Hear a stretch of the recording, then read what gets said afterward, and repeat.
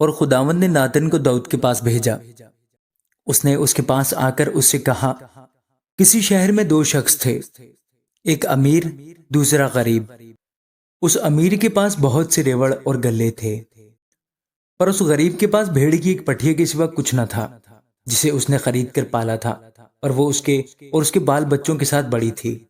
وہ اسی کے نوالا میں سے کھاتی اور اسی کے پیالہ میں سے پیتی اور اس کی گود میں سوتی تھی، اور اس کے لیے بطور بیٹی کے تھی۔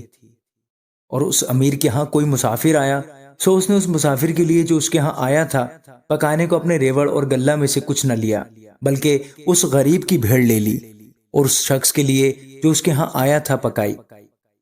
تب داؤد کا غضب اس شخص پر بشدت بھڑکا، اور اس نے ناتن سے کہا کہ خداوند کی حیات کی قسم، وہ شخص جس نے یہ کام کیا واجب القتل ہے، سو اس شخص کو اس بھیڑ کا 4 گنا بھرنا پڑے گا، کیونکہ اس نے ایسا کام کیا اور اسے ترس نہ آیا۔ تب ناتن نے داؤد سے کہا کہ وہ شخص تو ہی ہے۔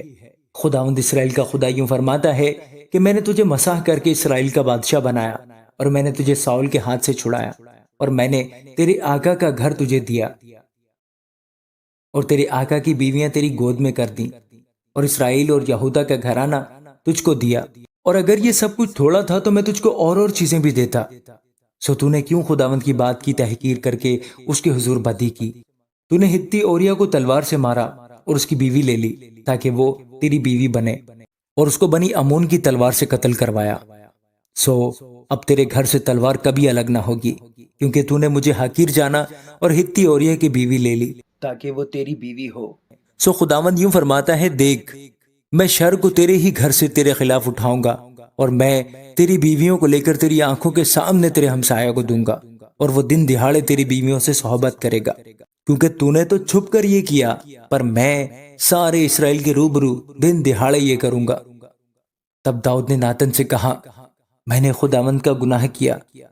ناتن نے داؤد سے کہا کہ خداوند نے بھی تیرا گناہ بخشا، تو مرے گا نہیں، تو بھی چونکہ تو نے اس کام سے خداوند کے دشمنوں کو کفر بکنے کا بڑا موقع دیا ہے، اس لیے وہ لڑکا بھی جو تجھ سے پیدا ہوگا مر جائے گا۔ پھر ناتن اپنے گھر کو چلا گیا، اور خداوند نے اس لڑکے کو جو اوریا کی بیوی کے داؤد سے پیدا ہوا تھا مارا، اور وہ بہت بیمار ہو گیا۔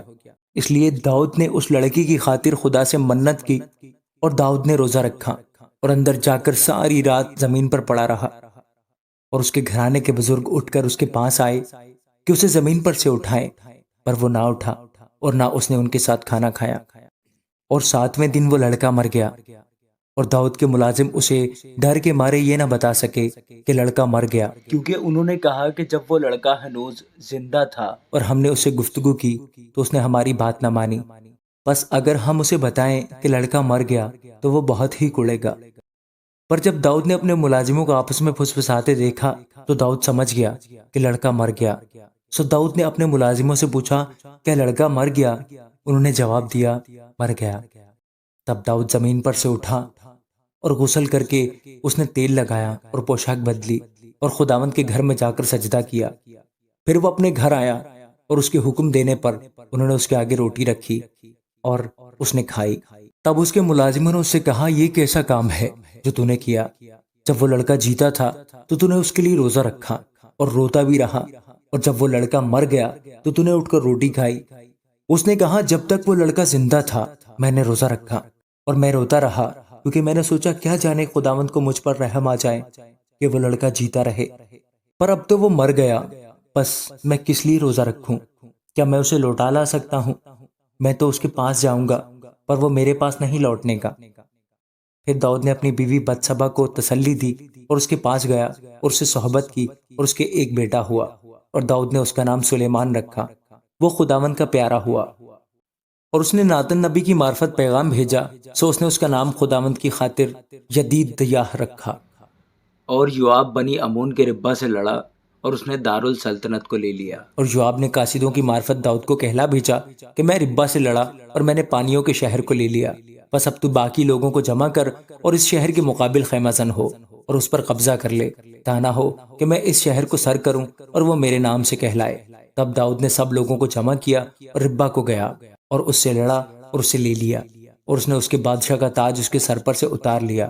اس کا وزن سونے کا 1 کنتار تھا، اور اس میں جواہر جڑے ہوئے تھے، سو وہ داؤد کے سر پر رکھا گیا اور وہ اس شہر سے لوٹ کا بہت سا مال نکال لایا، اور اس نے ان لوگوں کو جو اس میں تھے باہر نکال کر ان کو آروں اور لوہے کے بینگوں اور لوہے کے کلہاڑوں کے نیچے کر دیا، اور ان کو اینٹوں کے پزاوے میں سے چلوایا، اور اس نے بنی امون کے سب شہروں سے ایسا ہی کیا۔